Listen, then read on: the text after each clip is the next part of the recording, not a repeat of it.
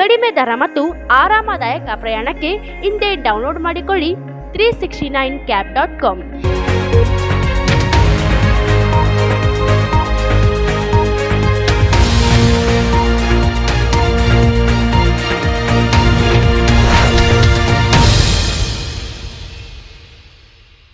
ನಮಸ್ಕಾರ ವೀಕ್ಷಕರೇ, ಕನ್ನಡ ಮಾತೃಭೂಮಿ ವಾರ್ತೆಗಳಿಗೆ ಸ್ವಾಗತ. ನಾನು ಸಂತೋಷಿ ಸರ್ಜನ್. ಮೊದಲಿಗೆ ಹೆಡ್ಲೈನ್ಸ್.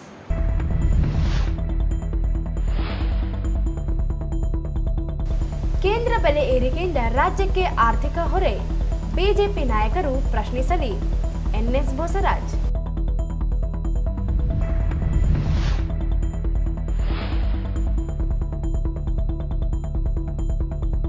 ಮೇ 7ರಂದು ಕೇಂದ್ರ ಬಿಜೆಪಿ ಸರ್ಕಾರ ಬೆಲೆ ಏರಿಕೆ ವಿರುದ್ಧ ಪ್ರತಿಭಟನಾ ಸಮಾವೇಶ, ಎ ವಸಂತಕುಮಾರ್.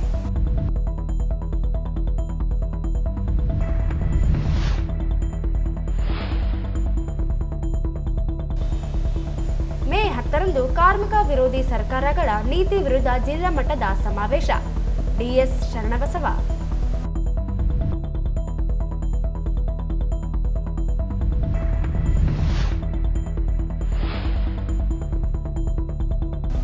ಪರಿಶಿಷ್ಟ ಒಳ ಮೀಸಲು ಗಣತಿ ಕುರಿತು ಜಾಗೃತಿಗೆ ಕ್ರಾಂತಿ ರಥ, ಮೇ 8ರಂದು ನಗರಕ್ಕೆ, ನರಸಿಂಹಲು.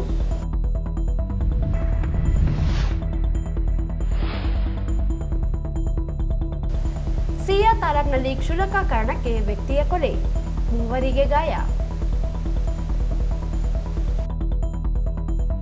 ವಾರ್ತೆಗಳ ವಿವರ. ಕೇಂದ್ರ ಸರ್ಕಾರ ಬೆಲೆ ಹೆಚ್ಚಳದಿಂದ 4,500 ಕೋಟಿ ರೂಪಾಯಿ ರಾಜ್ಯಕ್ಕೆ ಹೆಚ್ಚುವರಿ ಆರ್ಥಿಕ ಹೊರೆಯಾಗಿದೆ. ಕೇಂದ್ರಕ್ಕೆ 45,000 ಕೋಟಿ ಹೆಚ್ಚುವರಿ ಕರ ಸಂಗ್ರಹವಾದರೂ ಹಣವನ್ನು ಅಭಿವೃದ್ಧಿ ಕಾರ್ಯಗಳಿಗೆ ಬಳಸದೆ ಜನರ ಮೇಲೆ ಆರ್ಥಿಕ ಹೊರೆ ಹಾಕುತ್ತಿದೆ ಎಂದು ಸಣ್ಣ ನೀರಾವರಿ ಸಚಿವ ಎನ್ಎಸ್ ಬೋಸರಾಜ್ ಹೇಳಿದರು. ಅವರಿಂದು ಮಾಧ್ಯಮಗೋಷ್ಠಿ ಉದ್ದೇಶಿಸಿ ಮಾತನಾಡಿ, ಎನ್ಡಿಎ ಸರ್ಕಾರ ಅಧಿಕಾರಕ್ಕೆ ಬಂದು ಕಳೆದ 11 ವರ್ಷಗಳಲ್ಲಿ ಬೆಲೆ ಏರಿಕೆ ಹೊರೆ ಹೆಚ್ಚಳವಾಗುತ್ತಲೇ ಹೊರಟಿದೆ.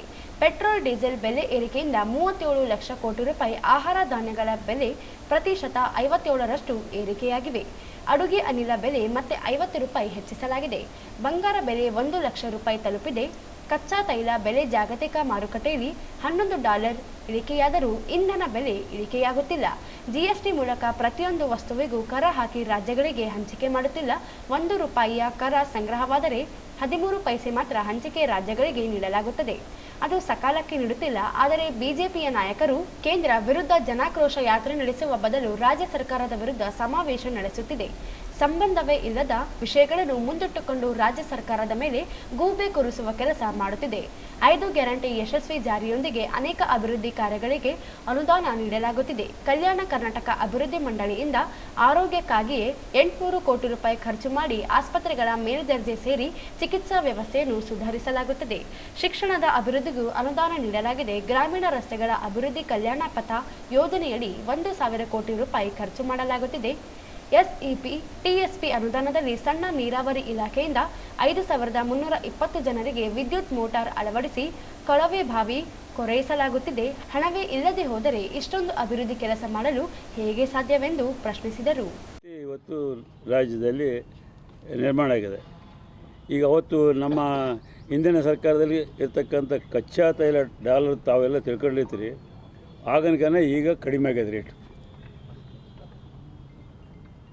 ಎಷ್ಟು ಅಂದರೆ ಸಹಜವಾಗಿ ಒಂದು ಬ್ಯಾರಲ್ ಅಂದರೆ 159 ಲೀಟ್ರ್ ಇರ್ತದೆ ಒಂದು ಬ್ಯಾರಲ್ಗೆ. ಆ 159 ಲೀಟ್ರ್ ಇರ್ತಕ್ಕಂಥ ಬ್ಯಾರಲ್ಗೆ $10 $10 ಕಡಿಮೆ ಆಗಿದೆ. $10 ಅಂದರೆ ಸುಮಾರು ಅದು 850 ರೂಪಾಯಿ ಕಡಿಮೆ ಆಗಿದೆ. ಅವರ ರೇಟ್ ಪ್ರಕಾರ, ಕೇಂದ್ರ ಸರ್ಕಾರ ರೇಟ್ ಪ್ರಕಾರ 850 ರೂಪಾಯಿ ಕಡಿಮೆ ಆಗಿರ್ತಕ್ಕಂಥ ಸಂದರ್ಭದಲ್ಲಿ ಇವರು ಇವತ್ತು ಗ್ಯಾಸ್ ಮೇಲೆ, ಪೆಟ್ರೋಲ್ ಮೇಲೆ, ಡೀಸೆಲ್ ಮೇಲೆ ರೇಟ್ ಹೆಚ್ಚು ಮಾಡ್ಯಾರ. ಸೊ ಈ ರೀತಿಯಾಗಿ ಅವರು ಕಲೆಕ್ಷನ್ನ ಜಾಸ್ತಿ ಮಾಡ್ಕೊಳ್ಳಿಕ್ಕೆ ಪ್ರಯತ್ನ ಮಾಡ್ತಾಯಿದ್ದಾರೆ. ಇವತ್ತು ಈ ಇದರಿಂದ ಈ ಗ್ಯಾಸು ಮತ್ತು ಪೆಟ್ರೋಲ್ ಡೀಸೆಲ್ ಇದರಿಂದ ಮಾಡಿದ್ರೆ 45,000 ಕೋಟಿ ಅವರಿಗೆ ಕಲೆಕ್ಷನ್ ಆಗ್ತಾಯಿದೆ ಎಡಿಷ್ನಲ್ ಆಗಿ. ಈಗೇನು ಮೊನ್ನೆ 50 ರೂಪಾಯಿ ಪ್ಲಸ್ 2 ರೂಪೀಸ್ ಪೆಟ್ರೋಲ್ ಡೀಸೆಲ್ ಮೇಲೆ ಏರಿಸಿದ್ದು 45,000 ಕ್ರೋರ್ಸ್ ಎಡಿಷ್ನಲ್ ಕಲೆಕ್ಷನ್ ಇವತ್ತು ಗೌರ್ಮೆಂಟ್ ಆಫ್ ಇಂಡಿಯಾಗೆ ಆಗ್ತಾಯಿದೆ. ಅದರಿಂದ 4,500 ಕೋಟಿ ಕರ್ನಾಟಕದ ಮೇಲೆ ಹೊರಾಗಿದೆ. ಈಗ ಅದು 4,500 ಕೋಟಿ ಈ 2 ರೂಪಾಯಿ ಹೆಚ್ಚು ಮಾಡೋದ್ರಿಂದ 50 ರೂಪಾಯಿ ಹೆಚ್ಚು ಮಾಡೋದ್ರಿಂದ ಮತ್ತು ಗ್ಯಾಸ್ ಮೇಲೆ ಹೆಚ್ಚು ಮಾಡಿದ್ರಿಂದ 550 ಕೋಟಿ, ಒಟ್ಟಾರೆ 5,000 ಕೋಟಿ ಏನು ಏಪ್ರಿಲ್ 1ನೇ ತಾರೀಕು ಮಾಡಿದ್ದವರಿಗೆ ಹೈಟ್ ಹೆಚ್ಚು ಮಾಡಿದ್ದು ಏಪ್ರಿಲ್ 1ನೇ ತಾರೀಕು 2025 ಮಾಡಿದ್ರು. ಇದರಲ್ಲಿ ಅಂದರೆ ಇವತ್ತು 5,000 ಕೋಟಿ ಕರ್ನಾಟಕ ಜನರ ಮೇಲೆ ಹೊರಾಗ್ಯದ. ಅದು ಗ್ಯಾಸ್ ಇರ್ಬೋದು, ಪೆಟ್ರೋಲ್ ಡೀಸೆಲ್ ಇರ್ಬೋದು. ಅವ್ರು ಹೇಳಿದ್ದು 5,000 ಕೋಟಿಗೆ ಯಾರು ಉತ್ತರ ಕೊಡಬೇಕು? BJP ಅವ್ರು ಉತ್ತರ ಕೊಡಬೇಕಲ್ಲ. ಇದು ಹೌದಾ ಅಲ್ಲ ಅಂತೇಳಿ ಬೇಕಾದ್ರೆ ಹೇಳಿ ಅವ್ರು ಯಾರು ಅದಕ್ಕೆ ಕ್ಯಾಲ್ಕುಲೇಷನ್ ಮಾಡಿ. ಮತ್ತು ಅಲ್ಲೇ ಕಚ್ಚಾ ತೈಲ ಯಾವಾಗಲೂ ರಾಜ್ಯದ ದೇಶದ ಪೆಟ್ರೋಲು ಡೀಸೆಲ್ಲು ಆ ಗ್ಯಾಸ್ನು ಅಲ್ಲೇ ಏನಾದರೂ ಹೆಚ್ಚು ರೇಟ್ ಆದರೆ ಹೆಚ್ಚಾಗ್ತಿತ್ತು, ಕಡಿಮೆ ಆದರೆ ಕಡಿಮೆ ಮಾಡ್ತೀನಿ ಹಿಂದಿನ ಸರ್ಕಾರಗಳಿಗೆ. ಇವಾಗ ಕಡಿಮೆ ಆಗಿದೆ, $850 ಕಡಿಮೆ ಆಗಿದೆ, $10 ಕಡಿಮೆ ಆಗಿದೆ, $850 ಆಗ್ತದೆ. ಆ ಕಡಿಮೆ ಮಾಡೋದು ಬಿಟ್ಟು ರಾಜ್ಯ ಸರ್ಕಾರ ಹಾಲಿನ ದರ ಹೆಚ್ಚಿಸಿರುವ ಹಣವನ್ನು ರೈತರಿಗೆ ನೇರವಾಗಿ ನೀಡಲಾಗುತ್ತಿದೆ. ಕೇಂದ್ರದಿಂದ ರಾಜ್ಯಕ್ಕೆ ಬಾರದೇ ಇರುವ ಪಾಲಿನ ಹಣ ದೊರೆಯದೇ ಇರುವುದರಿಂದ ಕೆಲ ಶುಲ್ಕಗಳನ್ನು ಹೆಚ್ಚಿಸಲಾಗಿದೆ. ಕೇಂದ್ರ ಸರ್ಕಾರ ಬಡ ಮಾಧ್ಯಮ ವರ್ಗದ ವಿರೋಧಿಯಾಗಿ ಕಾರ್ಯನಿರ್ವಹಿಸುತ್ತಿದೆ ಎಂದರು. ಬಿಜೆಪಿ ನಾಯಕರು ಕೇಂದ್ರ ನೀತಿಯನ್ನು ಪ್ರಶ್ನಿಸುವ ಕೆಲಸ ಮಾಡಲಿ ಎಂದರು. ಬಿಜೆಪಿ ಬೆಲೆ ಏರಿಕೆಯನ್ನು ಖಂಡಿಸಿ ಕಾಂಗ್ರೆಸ್ ಪಕ್ಷ ದೇಶವ್ಯಾಪಿ ಹೋರಾಟ ನಡೆಸಿ ಜನರಿಗೆ ಮನವರಿಕೆ ಮಾಡಿಕೊಡಲಾಗುತ್ತಿದೆ. ಮೇ 7ರಂದು ಪ್ರತಿಭಟನಾ ಸಮಾವೇಶ ಮಹಾತ್ಮ ಗಾಂಧಿ ಕ್ರೀಡಾಂಗಣದಲ್ಲಿ ನಡೆಯಲಿದೆ. ಎಐಸಿಸಿ ಅಧ್ಯಕ್ಷ ಮಲ್ಲಿಕಾರ್ಜುನ್ ಖರ್ಗೆ, ಮುಖ್ಯಮಂತ್ರಿ ಸಿದ್ದರಾಮಯ್ಯ, ಎಐಸಿಸಿ ಕಾರ್ಯದರ್ಶಿ ರಣದೀಪ್ ಸುರ್ಜೇವಾಲಾ ಸೇರಿದಂತೆ ಅನೇಕ ಸಚಿವರು, ಕಲ್ಯಾಣ ಕರ್ನಾಟಕ ಭಾಗದ ಶಾಸಕರುಗಳು, ಸಂಸದರು, ವಿಧಾನ ಪರಿಷತ್ ಸದಸ್ಯರುಗಳು ಭಾಗಿಯಾಗಲಿದ್ದಾರೆ. ಪ್ರತಿ ಬೂತ್ನಿಂದ ಕಾರ್ಯಕರ್ತರು ಆಗಮಿಸಲಿದ್ದಾರೆ ಎಂದರು. ಅರಣ್ಯ ಭೂಮಿ ಒತ್ತುವರಿ ಆರೋಪ ಸುಳ್ಳಾಗಿದೆ. ಈಗಾಗಲೇ ಜಿಲ್ಲಾಧಿಕಾರಿಗಳಿಂದಲೇ ವರದಿಯನ್ನು ಸರ್ಕಾರಕ್ಕೆ ಕಳುಹಿಸಲಾಗಿದೆ. ಅರಣ್ಯ ಇಲಾಖೆಗೆ ಸೇರದೇ ಇರುವ ಭೂಮಿಯ ಕುರಿತು ಮಾಹಿತಿ ನೀಡಲಾಗಿದೆ. 1980ರಲ್ಲಿ ಭೂಮಿ ಖರೀದಿಸಿ ಟ್ಯಾಗೋರ್ ಸ್ಮಾರಕ ಸಂಸ್ಥೆಗಳ 5 ಎಕರೆ ಭೂಮಿಯನ್ನು ದಾನವಾಗಿ ನೀಡಲಾಗಿದೆ. ಕೋರ್ಟಿನಲ್ಲಿ ಸಹ ಕೇಸ್ ಬಿದ್ದು ಹೋಗಿದೆ. ಆದರೂ ತೇಜೋ ವಧೆ ಮಾಡಲು ಸುಳ್ಳು ದೂರು ನೀಡಲಾಗಿದ್ದು ವಿವರವಾದ ಮಾಹಿತಿಯನ್ನು ನೀಡಲಾಗಿದೆ ಎಂದರು. ಜನರ ಮೇಲೆ ಇವರು ಜನಾಕ್ರೋಶ ಅನೌನ್ಸ್ ಮಾಡಿ ರಾಜ್ಯದಲ್ಲಿ ಪ್ರಚಾರ ಮಾಡೋ ಸಂದರ್ಭದಲ್ಲಿ ರಾಜ್ಯ ಸರ್ಕಾರ ವಿರುದ್ಧ ಕೇಂದ್ರ ಸರ್ಕಾರ ಗ್ಯಾಸ್ ಸಿಲಿಂಡರ್ ಮೇಲೆ ₹50 ಹೆಚ್ಚು ಮಾಡಿದ್ದಾರೆ. ಅದೇ ಸಮಯದಲ್ಲಿ ಅದರ ಬಗ್ಗೆ ಅವರೇನು ನಮ್ಮ ರಾಜ್ಯದ BJP ನಾಯಕರು ಯಾರೂ ಕ್ವಶನ್ ಮಾಡಲಿಲ್ಲ ಮತ್ತು ಅದ್ರ ಬಗ್ಗೆ ಎಲ್ಲಿ ವಿವರಣೆ ಕೊಟ್ಟಿಲ್ಲ, ಯಾಕೆ ಹಾಕಿದ್ರು ಯಾಕೆ ಹಾಕಿಲ್ಲ ಅಂತೇಳಿ. ಅದೇ ಸಂದರ್ಭದಲ್ಲಿ ನಾವು ಸಹಿತ ರಾಜ್ಯ ಸರ್ಕಾರ ಹಾಲಿನ ಮೇಲೆ ₹4 ಹೆಚ್ಚು ಮಾಡಿದ್ವಿ ಪ್ರತಿ ಲೀಟ್ರಿಗೆ. ಅದು ಭಾಳ ದೊಡ್ಡದಾಗಿ ಜನರ ಹತ್ರ ಹಾಲು ಮೊಸರು ಮೇಲೆ ಹೆಚ್ಚು ಮಾಡಿದ್ರು ಅಂತೇಳಿ ಮಾತಾಡಿದರು. ಆದರೆ ₹50 ಹೆಚ್ಚು ಮಾಡಿರ್ತಕ್ಕಂಥದ್ದನ್ನು ಮಾತಾಡಲಿಲ್ಲ. ₹50 ಕೇವಲ ಹೆಚ್ಚು ಮಾಡೋದ್ರಿಂದ ಈಗಿರ್ತಕ್ಕಂಥ ಸರ್ಕಾರದಿಂದ ಕೊಡ್ತಕ್ಕಂಥ ಇದ್ರ ಪ್ರಕಾರ 550 ಕೋಟಿ ಕರ್ನಾಟಕದಿಂದ ಹೋಗ್ತದೆ ಪ್ರತಿ ವರ್ಷ. ಹೆಚ್ಚಿನ ಭಾರ ಕರ್ನಾಟಕ ಜನರ ಮೇಲೆ ₹50 ಹೆಚ್ಚು ಮಾಡೋದ್ರಿಂದ ಸಿಲಿಂಡರ್ಗೆ 551 crores ಎಡಿಷನಲ್ ಅವರಿಗೆ ಬರ್ಡನ್ ಆಗಿದೆ ಕರ್ನಾಟಕ ಜನರಿಗೆ. ಅದರ ಬಗ್ಗೆ ಅವ್ರು ಯಾರೂ ಉತ್ತರ ಕೊಡಲಿಲ್ಲ. ಈ ರೀತಿಯಾಗಿ ಅವರು ಮಾಡಿರ್ತಕ್ಕಂಥ ಒಂದು BJPಯ ಸರ್ಕಾರ, BJP ಪಕ್ಷದ ನಾಯಕರು ಅರ್ಧ ಇಲ್ಲದೆ ಇವತ್ತು ರಾಜ್ಯಾದ್ಯಂತ ತಿರುಗ್ತಾ ಇದ್ದಾರೆ. ಕಾರಣ ಇಷ್ಟೇ, ಅವರಿಗೆ ಯಾವುದೇ ರಾಜ್ಯ ಸರ್ಕಾರ ವಿರುದ್ಧ ಹೋರಾಟ ಮಾಡಲಿಕ್ಕೆ ವಿಷಯಗಳಿಲ್ಲ. ಅವರಿಗೆ ಪ್ರತಿನಿತ್ಯ ರಾಜ್ಯ ಸರ್ಕಾರ ಮಾಡಿರ್ತಕ್ಕಂಥ ಕೆಲಸಗಳನ್ನ ಜನರಿಗೆ ದಾರಿ ತಪ್ಪಿಸ್ತಕ್ಕಂಥ ಕೆಲಸದಲ್ಲಿ ಟೀಕೆ ಟಿಪ್ಪಣಿಗಳು ಮಾಡ್ತಕ್ಕಂಥದ್ದು ಬಿಟ್ಟರೆ ಇವತ್ತು ನೇರವಾಗಿ ಏನು ಅಂಕಿಅಂಶಗಳು ರಾಜ್ಯ ಸರ್ಕಾರ ಏನು ಭಾರ ಆಗ್ತಾಯಿದೆ, ಕೇಂದ್ರ ಸರ್ಕಾರ ಏನು ಭಾರ ಆಗ್ತಾಯಿದೆ, ಯಾವ ರೀತಿಯಾಗಿ ಅದನ್ನು ಸರಿಪಡಿಸಬೇಕು, ಯಾವ ಇದರಿಂದ ಜನರಿಗೆ ತೊಂದರೆ ಆಗಿದೆ. ಇವತ್ತು ಪೆಟ್ರೋಲು ಡೀಸೆಲ್ ರೇಟ್ಸ್ ಆಯಿತು ₹2 ಹೆಚ್ಚು ಮಾಡಿದ್ದಾರೆ. ಟೋಲ್ ಗೇಟ್ ರೇಟ್ ಹೆಚ್ಚು ಮಾಡಿದ್ದಾರೆ. ಬಂಗಾರದ ರೇಟ್ 1 ಲಕ್ಷಕ್ಕೆ ಹೋಗಿದೆ. ಹಿಂದೆಂದು ಈ ದೇಶದಲ್ಲಿ ಆಗಿಲ್ಲ. ಇವೆಲ್ಲ ಯಾರು ಕಾರಣ? ಟೋಲ್ ಗೇಟ್ ರೇಟ್ ಹೆಚ್ಚು ಮಾಡಲಿಕ್ಕೆ ಯಾರು ಕಾರಣ? ಇವತ್ತು ಇಲ್ಲಿಂದ ಬೆಂಗಳೂರಿಗೆ ಹೋಗ್ಬೇಕಾದ್ರೆ ₹1,000 ಮಿನಿಮಮ್ ಬೇಕು. ಯಾರಿಗೆ ಹೋಗ್ಬೇಕಾದ್ರೆ ₹1,000 ಬೇಕಾಗಿದೆ. ಬಸ್ನಲ್ಲಿ ಹೋಗ್ಬೋದು ₹1,000. ಯಾರು 4 ವೀಲ್ ತೊಗೊಂಡು ಹೋಗ್ಲಿಕ್ಕೆ ಸಾಧ್ಯ ಇಲ್ಲ. ಇವೆಲ್ಲ ಯಾರು ಮಾಡಿದ್ದಾರೆ? ಇದಕ್ಕೆ ಯಾರು ಉತ್ತರ ಕೊಡಬೇಕು? BJP ನಾಯಕ, ನಮ್ಮ ಲೋಕಲ್ ನಾಯಕರು ಹೇಳ್ತಾರೆ, ಭಾಳ ಸೂಕ್ಷ್ಮತೆಯಿಂದ ಹೋದರೆ ಎಲ್ಲ ಕೆಲಸ ಮಾಡ್ಕೋಬೋದು, ತಾಕತ್ತು ಬೇಕಿಲ್ಲ ಅಂತಂತ ಹೇಳ್ತಾರೆ.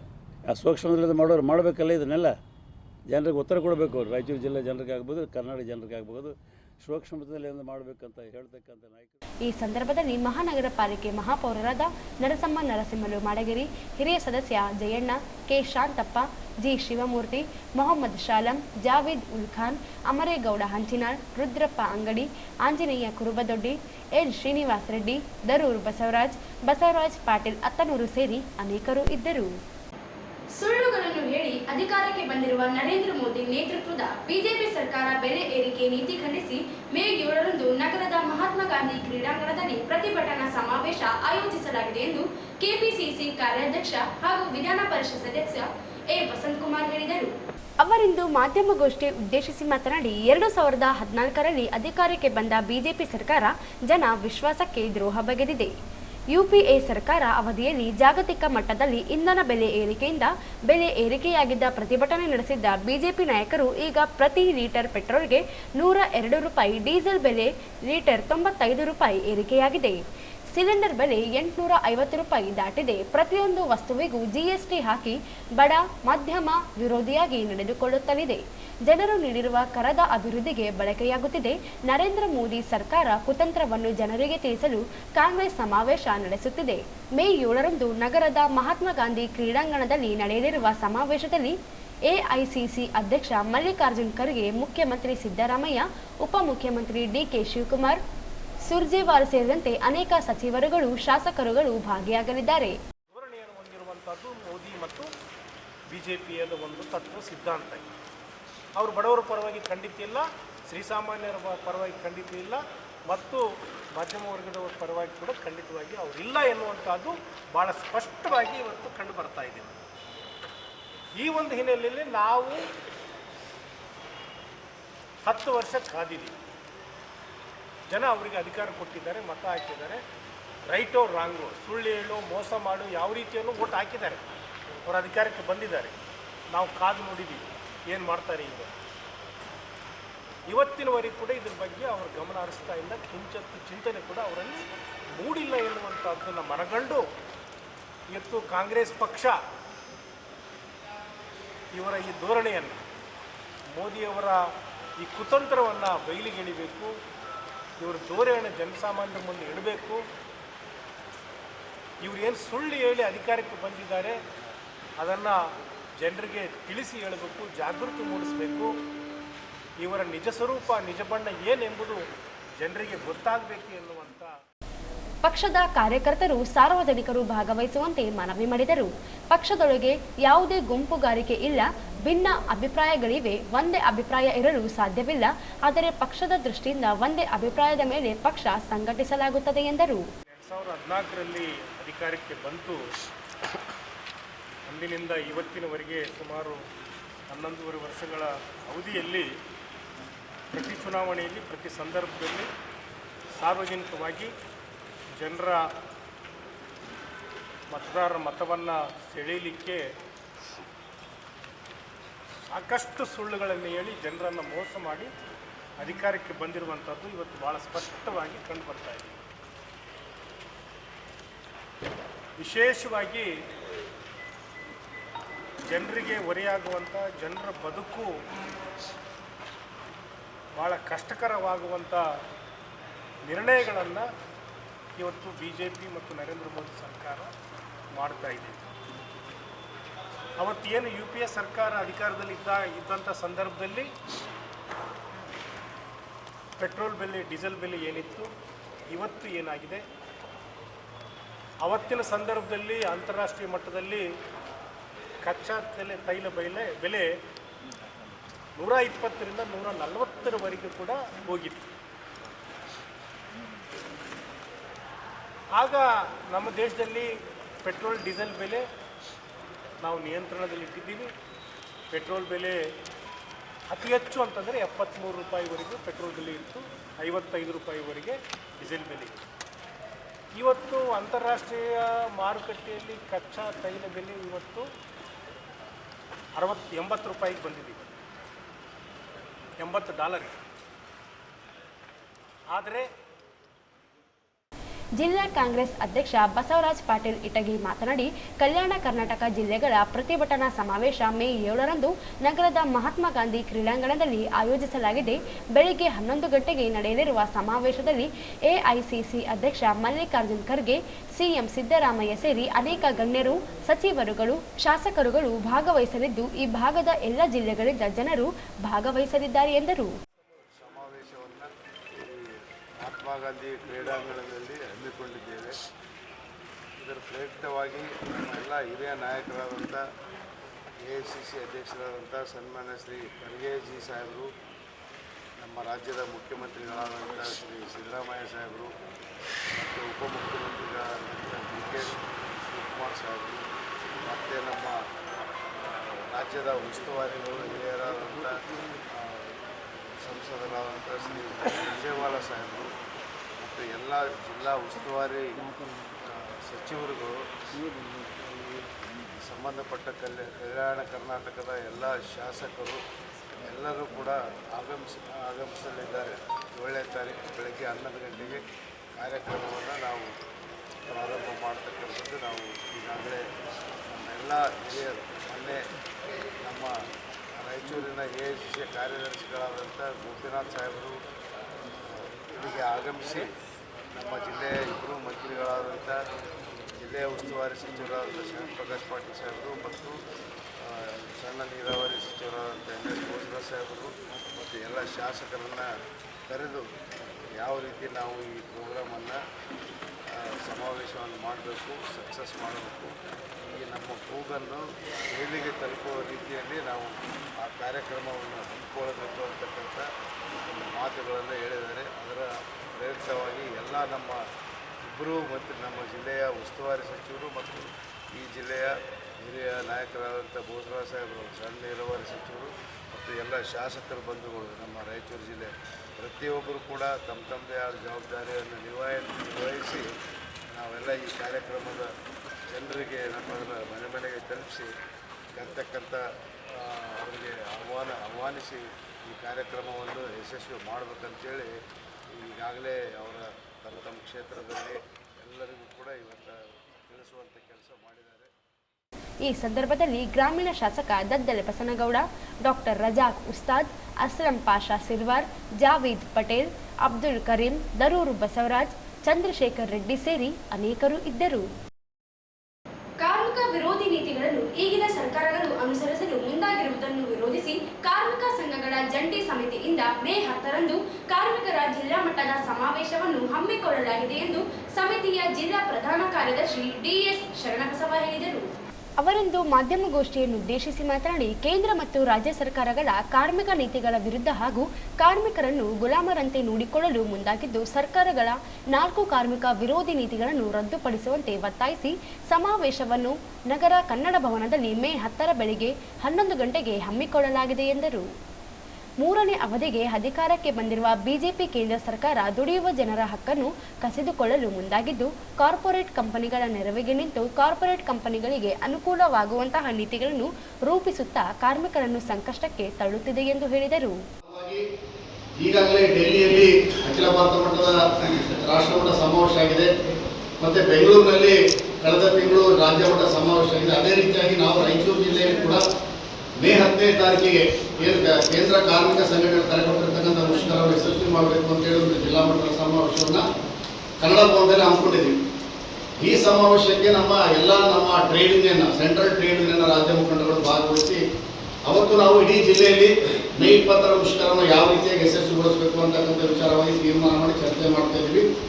ಈಗಾಗಲೇ ನಿಮ್ಗೆ ಗೊತ್ತಿರತಕ್ಕಂಥ ವಿಚಾರ, 3ನೇ ಅವಧಿಗೆ ಕೇಂದ್ರದಲ್ಲಿ 3ನೇ ಅವಧಿಗೆ ಅಧಿಕಾರಕ್ಕೆ ಬಂದಂಥ ಕೇಂದ್ರದ ಬಿಜೆಪಿ ಸರ್ಕಾರ ಮತ್ತೆ ಏನಂತ ಹೇಳಿದ್ರೆ ಇವತ್ತು ಕಾರ್ಪೊರೇಟ್ ಬಂಡವಾಳಿಗರ ಪರವಾಗಿನೇ ಹೆಚ್ಚು ಕಾನೂನುಗಳನ್ನು ಹೆಚ್ಚು ಇದನ್ನ ಜಾರಿ ಮಾಡೋ ಮುಖಾಂತರ ಇವತ್ತು ಜನರ ಜೀವನೋಪಾಯಗಳ ಮೇಲೆ, ಜನರ ಜೀವನದ ಮೇಲೆ, ರೈತರ ಜೀವನದ ಮೇಲೆ ದೊಡ್ಡ ರೀತಿಯ ಬರೆಯನ್ನ ಎಳಿತಾ ಇದೆ.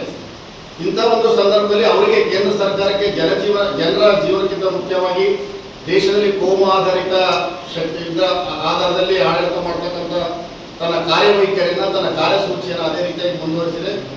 ಜೊತೆಗೆ ಇಷ್ಟು ಸಾಲದಂತೇಳಿ ಇವತ್ತು ಕಾರ್ಪೊರೇಟ್ ಗಣಿಗಳ ಪರವಾಗಿ ನೀತಿಗಳನ್ನು ತಂದಿರ್ತಕ್ಕಂಥ ಪರವಾಗಿ ಇವತ್ತು ಶ್ರೀಮಂತರಾಗಿದ್ದಾರೆ, ಬಡವರಾಗಿರ್ತಕ್ಕಂಥದ್ದನ್ನು ನಮ್ಮ ದೇಶದಲ್ಲಿ ನೋಡ್ತಾ ಇದ್ದೀವಿ.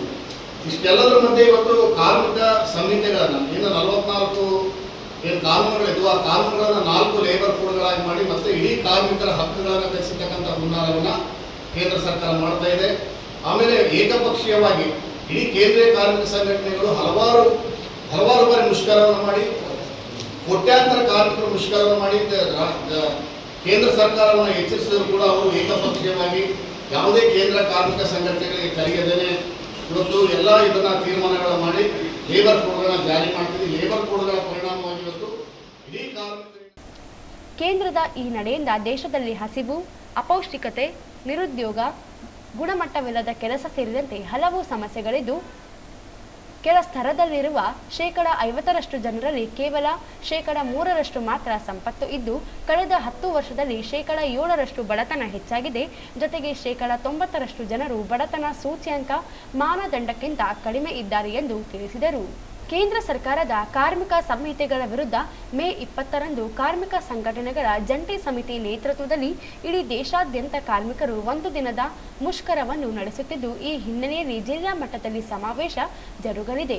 ಮುಷ್ಕರದ ಕುರಿತು ಸಮಾವೇಶದಲ್ಲಿ ಚರ್ಚಿಸಿ ಮುಂದಿನ ತೀರ್ಮಾನಗಳನ್ನು ಕೈಗೊಳ್ಳಲಾಗುತ್ತದೆ ಎಂದರು.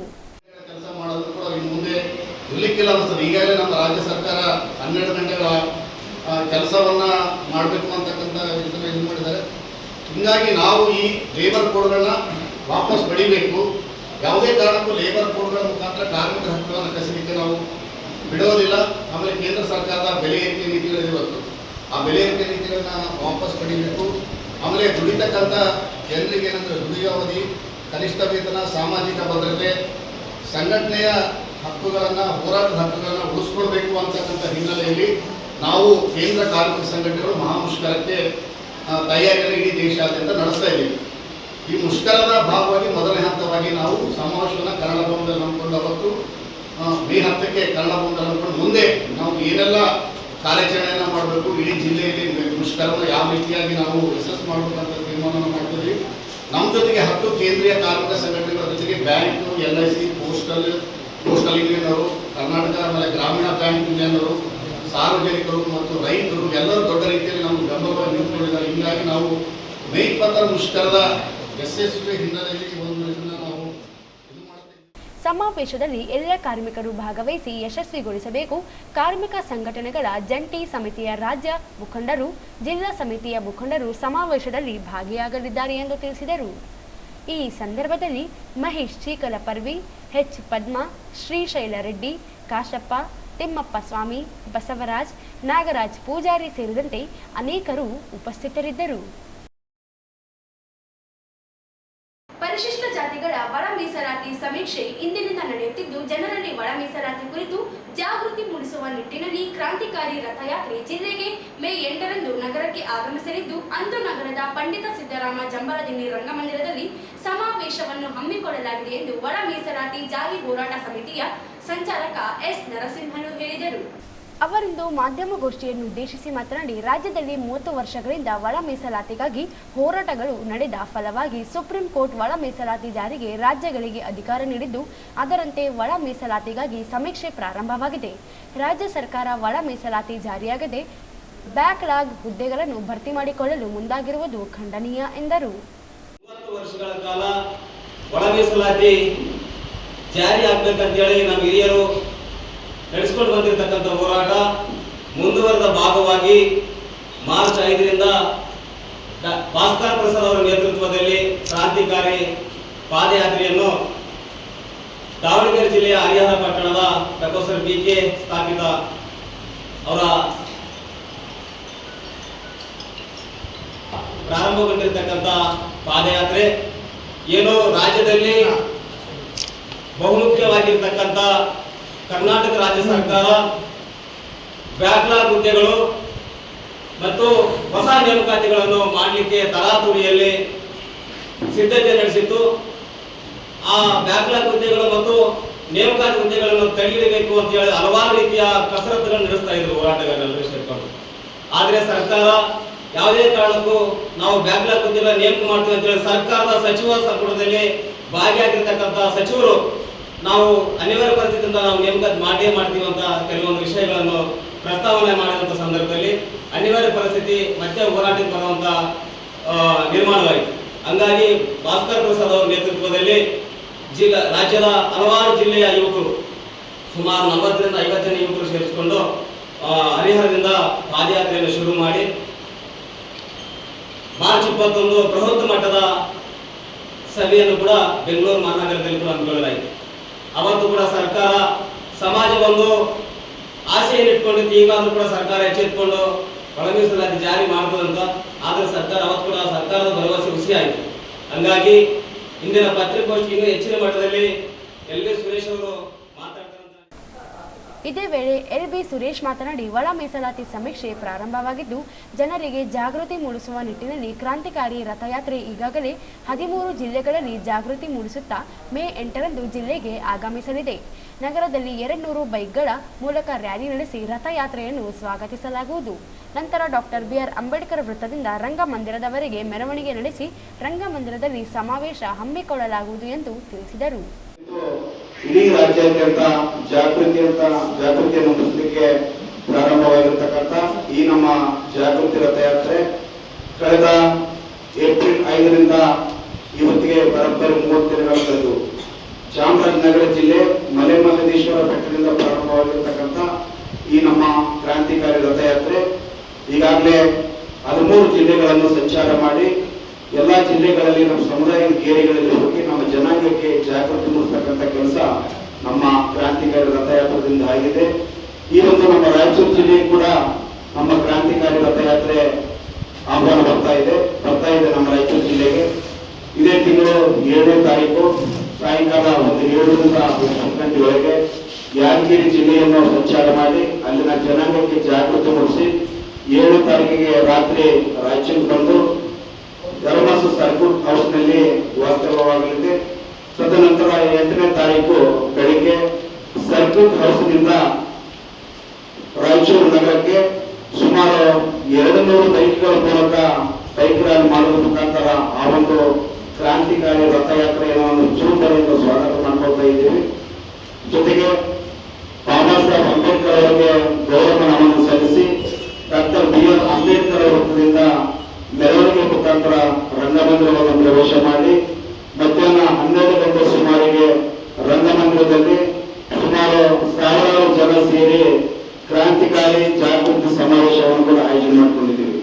ಸೊ ಈ ಕ್ರಾಂತಿಕಾರಿ ರಥಯಾತ್ರೆಯ ಉದ್ದೇಶ ಇಷ್ಟೇ, ಒಳ ಮೀಸಲಾತಿ ಜಾರಿಗಾಗಿ ಈಗಾಗಲೇ ಸಮೀಕ್ಷೆ ಪ್ರಾರಂಭವಾಗಿರ್ತಕ್ಕಂಥ ನಮ್ಮ ಸಮುದಾಯದಲ್ಲಿ ಅವೇರ್ನೆಸ್ ಮೂಡಿಸಬೇಕು. ಮತ್ತು ಈಗಾಗಲೇ ಶಿವಕುಮಾರ್ ಮ್ಯಾಗಳಮನಿ ಮಾತನಾಡಿ, ಸಮಾವೇಶ ಕೇವಲ ಒಂದು ಜಾತಿಗೆ ಸೀಮಿತವಲ್ಲ, ಶೋಷಿತ ಜನಾಂಗದ ಎಲ್ಲರೂ ಈ ಸಮಾವೇಶದಲ್ಲಿ ಭಾಗವಹಿಸಬೇಕು. ರಾಜ್ಯ ಸರ್ಕಾರದಿಂದ ಒಳ ಮೀಸಲಾತಿ ಜಾರಿಯಾಗುವವರೆಗೆ ಯಾವುದೇ ನೇಮಕಾತಿ ಮುಂಬಡ್ತಿಯನ್ನು ಮಾಡದೆ ತಡೆಯಬೇಕು ಎಂದು ಸುಪ್ರೀಂ ಕೋರ್ಟ್ ಆದೇಶವಿದ್ದು, ರಾಜ್ಯ ಸರ್ಕಾರ ಕೋರ್ಟ್ ಆದೇಶಕ್ಕೆ ಗೌರವ ನೀಡುವ ಕೆಲಸ ಮಾಡಬೇಕು ಎಂದು ಹೇಳಿದರು. ಈ ಸಂದರ್ಭದಲ್ಲಿ ಹೇಮರಾಜ್ ಅಸ್ಕಿಹಾಳ್, ನರಸಿಂಹಲು ಮರ್ಚಟಾಳ್, ಜೈಪಾಲ್, ಸುನೀಲ್, ಜಂಬಯ್ಯ ಸೇರಿದಂತೆ ಅನೇಕರು ಉಪಸ್ಥಿತರಿದ್ದರು. ಕ್ಷುಲ್ಲಕ ಕಾರಣಕ್ಕೆ ಜಗಳದಲ್ಲಿ ಇಬ್ಬರ ವ್ಯಕ್ತಿಗಳಿಗೆ ಚಾಕುವಿನಿಂದ ಇರಿದ ಪರಿಣಾಮ ಓರ್ವ ವ್ಯಕ್ತಿ ಮೃತಪಟ್ಟ ಘಟನೆ ನಗರದ ಸಿಯಾತಾರ ಬಡಾವಣೆಯಲ್ಲಿ ನಡೆದಿದೆ. ಮೃತಪಟ್ಟ ವ್ಯಕ್ತಿ ಓಂ ಸಿಂಗ್ ಎಂದು ತಿಳಿದು ಬಂದಿದೆ. ಸಫಾಯಿ ಕರ್ಮಚಾರಿಗಳ ಸಮುದಾಯದ ಶಿವ, ರಮೇಶ್, ಓಂ ಸಿಂಗ್ ಸೇರಿದಂತೆ 4-5 ಜನರು ಕ್ಷುಲ್ಲಕ ಕಾರಣಕ್ಕೆ ಜಗಳ ಮಾಡಿಕೊಂಡಿದ್ದರು. ಮಾತಿಗೆ ಮಾತು ಬೆಳೆದಿದ್ದರಿಂದ ಓಂ ಸಿಂಗ್ ಹಾಗೂ ಮತ್ತೋರ್ವನ ಮೇಲೆ ಚಾಕುವಿನಿಂದ ಇರಿದಾಗಿದೆ. ಈ ವೇಳೆ ಓಂ ಸಿಂಗ್ ಎನ್ನುವ ವ್ಯಕ್ತಿ ಮೃತಪಟ್ಟಿದ್ದು, ಮತ್ತೋರ್ವನ ಸ್ಥಿತಿ ಗಂಭೀರವಾಗಿದೆ. ಸ್ಥಳಕ್ಕೆ ಸದರ್ ಬಜಾರ್ ಪೊಲೀಸ್ ಆಗಮಿಸಿ ಪರಿಶೀಲನೆ ನಡೆಸಿದ್ದು, ತೀವ್ರ ಗಾಯಗೊಂಡವರನ್ನು ಚಿಕಿತ್ಸೆಗಾಗಿ ಆಸ್ಪತ್ರೆಗೆ ದಾಖಲಿಸಲಾಗಿದೆ. ಈ ಕುರಿತು ಸದರ್ ಬಜಾರ್ ಪೊಲೀಸ್ ಠಾಣೆಯಲ್ಲಿ ಪ್ರಕರಣ ದಾಖಲಾಗಿದೆ. ಕೊನೆಯಲ್ಲಿ ಮತ್ತೊಮ್ಮೆ ಹೆಡ್ಲೈನ್ಸ್.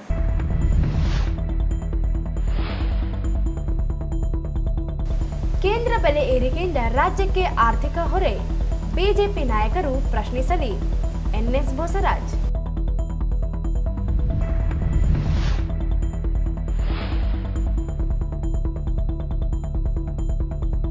ಮೇ 7ರಂದು ಕೇಂದ್ರ ಬಿಜೆಪಿ ಸರ್ಕಾರ ಬೆಲೆ ಏರಿಕೆ ವಿರುದ್ಧ ಪ್ರತಿಭಟನಾ ಸಮಾವೇಶ, ಎ ವಸಂತಕುಮಾರ್.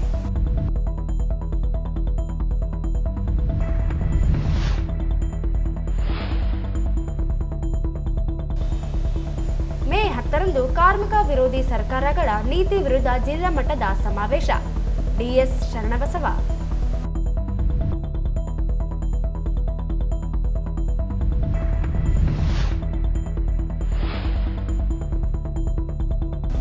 ಪರಿಶಿಷ್ಟ ಒಳ ಮೀಸಲು ಗಣತಿ ಕುರಿತು ಜಾಗೃತಿಗೆ ಕ್ರಾಂತಿ ರಥ, ಮೇ 8ರಂದು ನಗರಕ್ಕೆ, ನರಸಿಂಹಲು.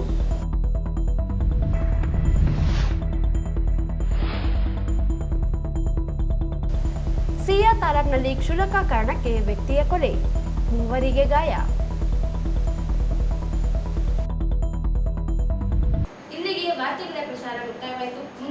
ವಿಚಾರಗಳೊಂದಿಗೆ ಮತ್ತೆ ಭೇಟಿಯಾಗೋಣ. ವಂದನೆಗಳು.